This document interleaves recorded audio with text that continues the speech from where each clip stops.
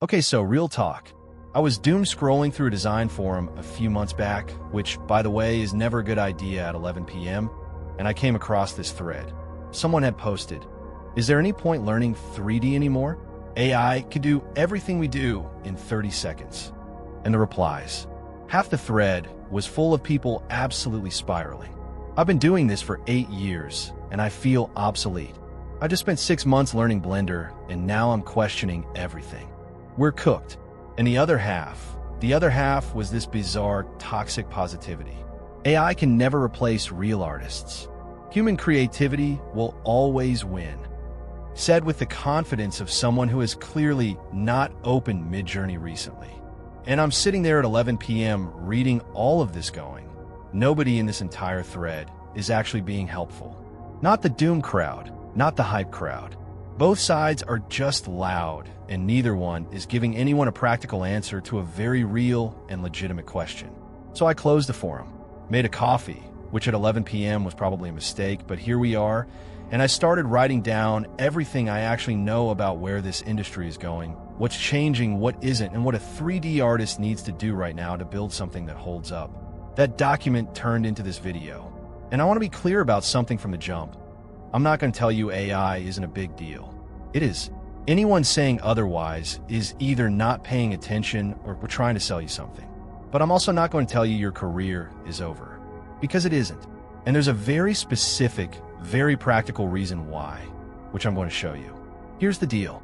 This video is a roadmap, a practical, actual, step-by-step roadmap for building a 3D art career in 2026 that isn't just surviving the AI moment, but is specifically structured to benefit from it.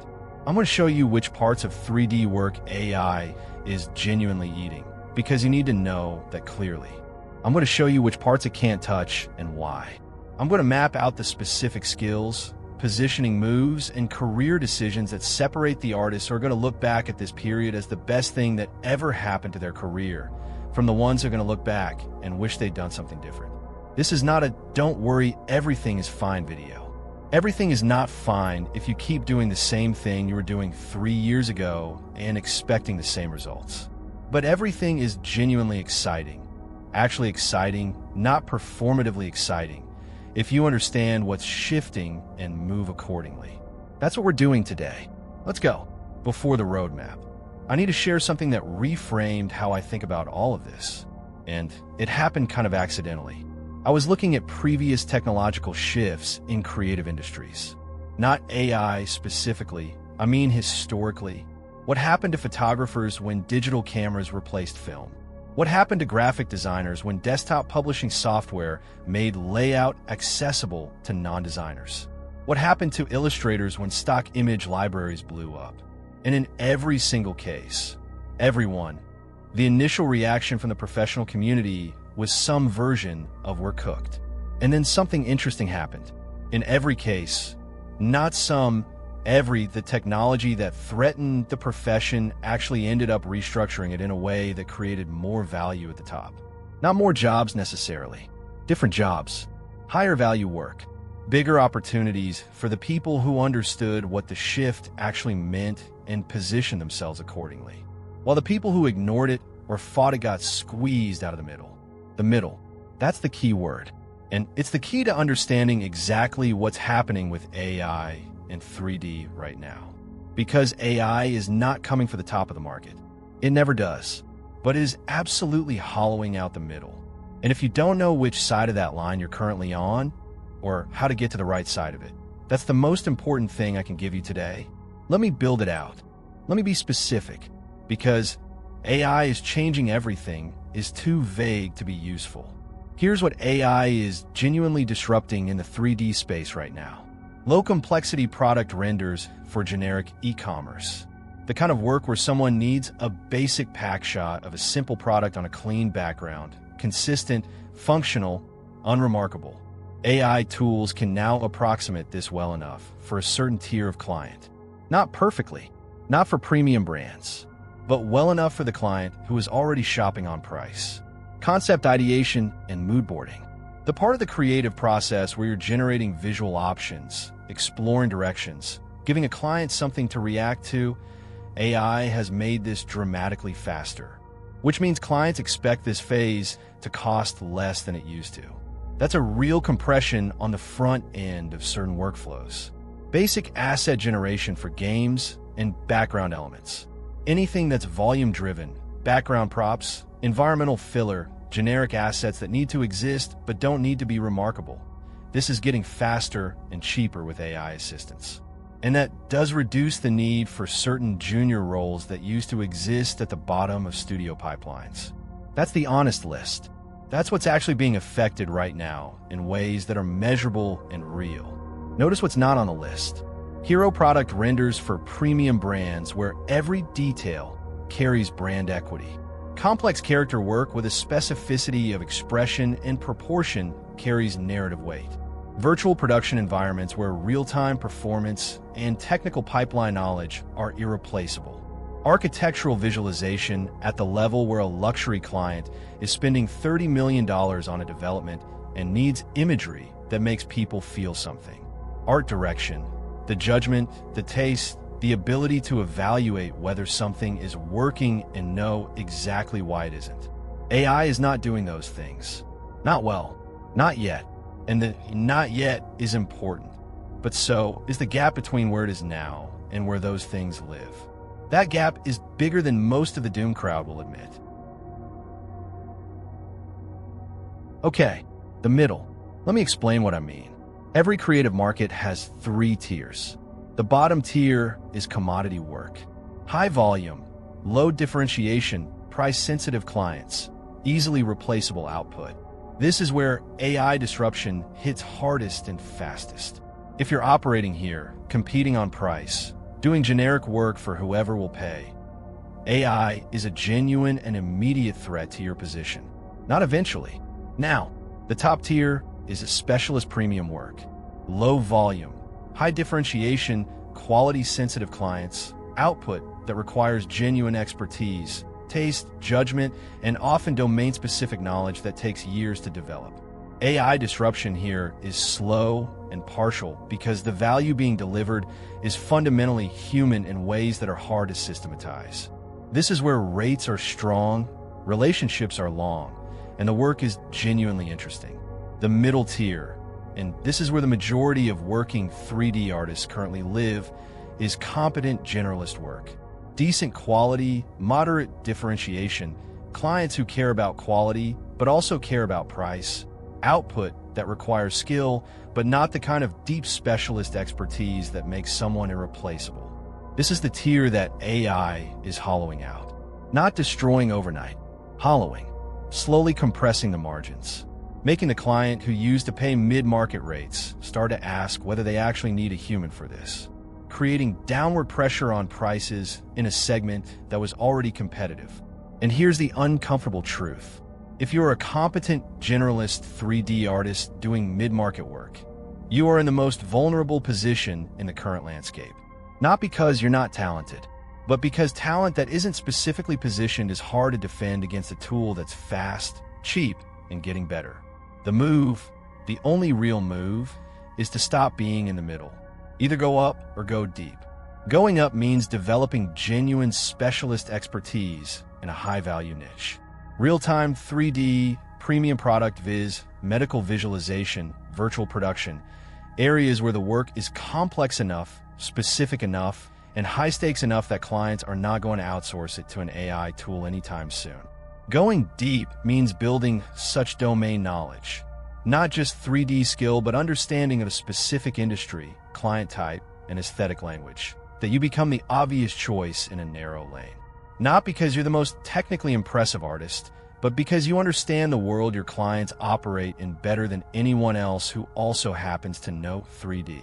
Both of these moves take time. Neither of them is instant, but both of them get you out of the middle, and out of the middle is where safety is in 2026.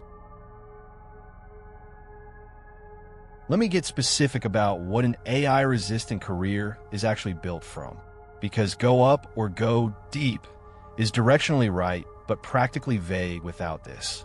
Layer 1, taste and judgment. This is the layer AI genuinely cannot replicate because it's not a technical output. It's the ability to look at work and know, not think, know what's working and what isn't. To understand why a composition feels slightly off even when you can't immediately name it. To make aesthetic decisions that serve a brief in ways that feel inevitable rather than arbitrary. Taste is developed by looking at an enormous amount of work across a wide range of disciplines. Not just 3D, but photography, film, architecture, graphic design, fine art, and building an internal library of what good looks like and why. It's developed by making work constantly and evaluating it honestly. It's developed by being around people with better taste than you and paying attention to how they see. It cannot be prompted, and the artist who has it is worth significantly more than the artist who doesn't, regardless of what AI can do technically. Layer 2, client understanding. The ability to receive a brief and genuinely understand what the client needs. Not just what they said, but what they meant, what they're afraid of, what success actually looks like for their business. This is a deeply human skill that sits at the intersection of empathy and experience. AI can execute on a brief. It cannot interrogate a brief. It cannot ask the question that reframes the whole project. It cannot recognize when what the client said they want is different from what will actually solve their problem. Artists who develop this, who become genuinely skilled at the discovery process, the brief interrogation, the translation from business need to visual solution. These artists are not threatened by AI. They become more valuable as AI handles more of the execution. Layer 3, process reliability. Here's one that doesn't get talked about enough. The ability to deliver consistently, on time, communicating professionally throughout, managing revisions without drama, being someone that a client feels completely safe handing a budget to. AI doesn't have a personality. It doesn't send a reassuring update mid-project. It doesn't catch a problem in a brief before it becomes an expensive revision. It doesn't send a message saying, "I noticed the brief mentions the packaging hasn't been finalized. Should we wait or shall I proceed with the current version so we don't lose time?" The kind of professional attentiveness, the kind that makes a client feel looked after, builds relationships. And relationships generate repeat work and referrals in a way that no algorithm can replicate. Layer 4, the human brand. People hire people. That sounds basic, but it's becoming more important, not less, in an AI-saturated world. An artist who has a clear point of view, a recognizable aesthetic sensibility, a distinct voice in how they talk about their work. This artist has something that fundamentally cannot be commoditized. Because you're not just buying the output, you're buying the specific way this specific human sees and thinks. Building a human brand, being genuinely known for something, having a perspective that's yours, is one of the most powerful AI-proofing moves available to any creative. And it's built through content, through showing your thinking, through having opinions about your craft, and sharing them in spaces where your clients can see them. Okay, here it is. The actual sequence. If you're in year 1 or 2, stop trying to be good at everything. Pick a direction based on what genuinely interests you and what has a real commercial market. Product viz, real-time 3D, ArchViz, motion with 3D. Pick one. Go deep on it immediately. Build your anchor portfolio pieces in that specific niche. Not general portfolio work, targeted work. And start showing your process publicly while you build. The audience you build while learning is more valuable than the audience you try to build after you're ready. Nobody is ever ready. Start showing now. If you're in year 2 to 4, you probably have some technical competency. The question now is whether you have positioning. Pull up everything that represents you publicly, bio, portfolio, the language you use in captions, and ask honestly, does this speak to a specific client with a specific need? Or does it speak to other artists who appreciate the craft? If the answer is the latter, you have a positioning problem. Fix that before you spend another year adding technical skills. Because skills without positioning are invisible. If you're in year 4 or beyond, you have experience. The question is whether you've extracted the full value from it. Are you positioned as a specialist or still presenting as a generalist? Do you have case studies, documented results, not just portfolio pieces, that demonstrate what working with you produces for a client's business? Do you have a referral network that generates inbound work? If the answer to any of those is no, those are the gaps to close. Not more technical skill, more leverage from the skill you already have. Across all stages, start integrating AI tools into your workflow now. Not because AI is the future and you have to embrace it, but because the artists who use AI to produce more, faster, at a higher quality are going to have a meaningful productivity advantage over the ones who don't. Use it for concept exploration. Use it for texture references. Use it for mood boarding and rapid ideation. Use it to cut the boring parts of your process so you have more energy for the parts that require your actual judgment. The artist who uses AI well is not replaced by AI. They're amplified by it. Now, here's something I want to sit with you on for a second. Everything I've described in this roadmap requires one thing that I haven't named explicitly yet. And it's the thing that will determine whether any of this actually happens for you or stays as a plan you watch a YouTube video about once. It requires you to make a decision, not a big, dramatic, life-changing decision. A small, specific, directional decision. What is my niche? Who is my client? What am I building toward? And then, critically, the willingness to actually move toward it. Consistently, even when the early momentum is slow. Even when the compounding hasn't kicked in yet. Even when the forum at 11 p.m. is telling you it's all pointless. Decision plus consistency is the whole formula. It sounds underwhelming. It isn't. But here's what I've noticed, and this is what I want to get into in the next video. Most artists know what they should do. They've watched the videos, they've absorbed the strategy, they intellectually understand the moves. And then they don't make them.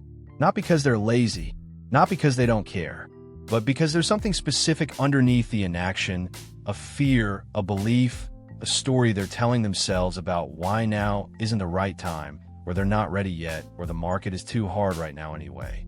And until you identify what your specific version of that is, and name it clearly, it will keep running in the background, quietly preventing the action that would actually change things.